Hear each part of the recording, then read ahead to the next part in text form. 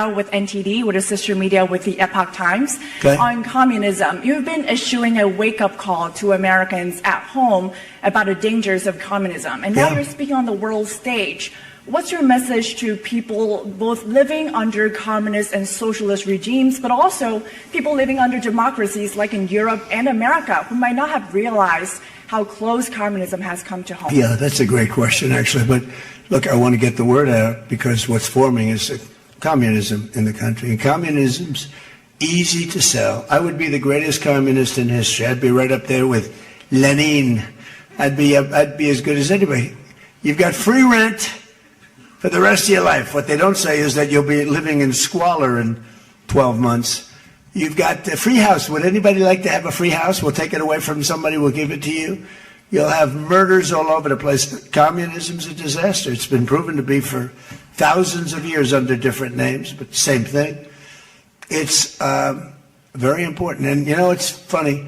One of the reasons I do so well with Hispanic people, I set a record, Republicans. I get great numbers for the election, helped me get elected in a landslide, the Hispanics, because a lot of them came from countries that were essentially communist. You know, whether you call them radical socialist or communist is not that much, but there's a little difference. When they say social democrats, we're social democrats, it sounds so nice. It's not nice, it's a very dangerous term. So I do talk about it, and I talk about it on TikTok, and I talk about it everywhere. I talk about it here. And you're right, it has become international, but it's never worked, and it's not going to work. What is working is the United States. So think of it, we have more jobs than we've ever had. People are making more money than they've ever made. I'm talking about workers now. I'm talking about workers. They're making higher salaries than they've ever made before. It's just the best system, and it's got flaws, but everything's going to have a little flaw, but it's been amazing. And when I watch what's happening, and I see these lowlifes getting, I mean, they're lowlifes. I watch them. I know good people. I know quality people. These are essentially lowlifes. And when I see what they're talking, I think they're very dangerous in many ways. And I've said it, and then I said, boy, that's a pretty big statement. Then I realized, you know, a couple of people said, I think you're probably right. I think this country, with this thing that's going around, is in more danger than it was during World War I, World War II. If you talk about September 11th, if you talk about Pearl Harbor, that was big danger. I think the concept of us going communist, because one thing that happens when you go communist, you never come back, never comes back. You die in squalor. You die a horrible death. You die in squalor, and it gets very evil and very nasty. Yeah, please go ahead. Mr. President, Tyler Pager with the New York Times. Last month you said Iranian leaders were very rational people, nice people to deal with, strong people, smart people. Today you said they were scum, sick people, and being led by sick people. What changed, and do you think I got to know them. So I've said that about a lot. Now, when you say rational, I think they're much more rational than level 1, level 2. Level 1 is gone, level 2 is gone. This is level 3. I think they are more rational, but based on their actions over the last week or two, they're not doing as things, but I'm not sure I want to make a deal. Let's just finish the job. Yeah. Go ahead. Thank you, Mr. President. Steve Sedgwick from CNBC. The oil markets are up today around about 7% for WTI and Brent as well. The world is taking you at your word, sir, that the MOU is over, that the ceasefire is over. What happens next, sir? Are we on the cusp of a full-scale return to full conflict? Well, I'll tell you what happens next. We're never going to see Iran have a nuclear weapon, because that's much more important than the numbers you're talking about. The prices of oil are dropping like a rock. Now they'll be up a little bit, and this will end very quickly. We have an oil glut right now because we got all those boats out of the strait, and it's going to drop, and I've predicted everything. I've been right about everything, and I have been for a long time. I got to be president 3 times. That's how I won 3 elections. I did very well in the second one, won it. It was a rigged election, but I've been right, and oil's coming down. Now, I have to make sure of one thing, that we don't have lunatics having control over nuclear weapons. So we have that now. There's no way they have a nuclear weapon. We have cameras, as an example, on the site that those beautiful B-2s at 1 o'clock in the morning 10 months ago blew up. They blew it up. We have cameras, that's called Space Force, if they're in space. But we have cameras that can read the badge of the person going over to a site.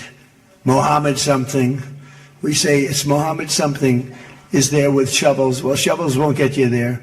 The biggest machinery in the world probably won't get you there, if you want to know the truth. It's way, way below.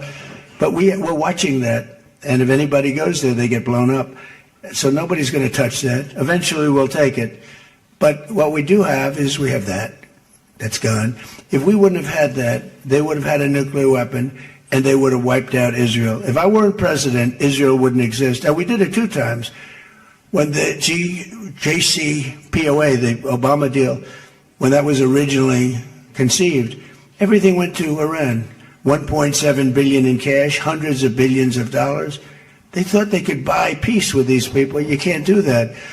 So the big thing we have is more important than anything we can talk about is you can't let lunatics have nuclear weapons, and we've stopped that. And that should have been stopped on a couple of other occasions, too, with different countries, but they didn't do that. Yeah, please.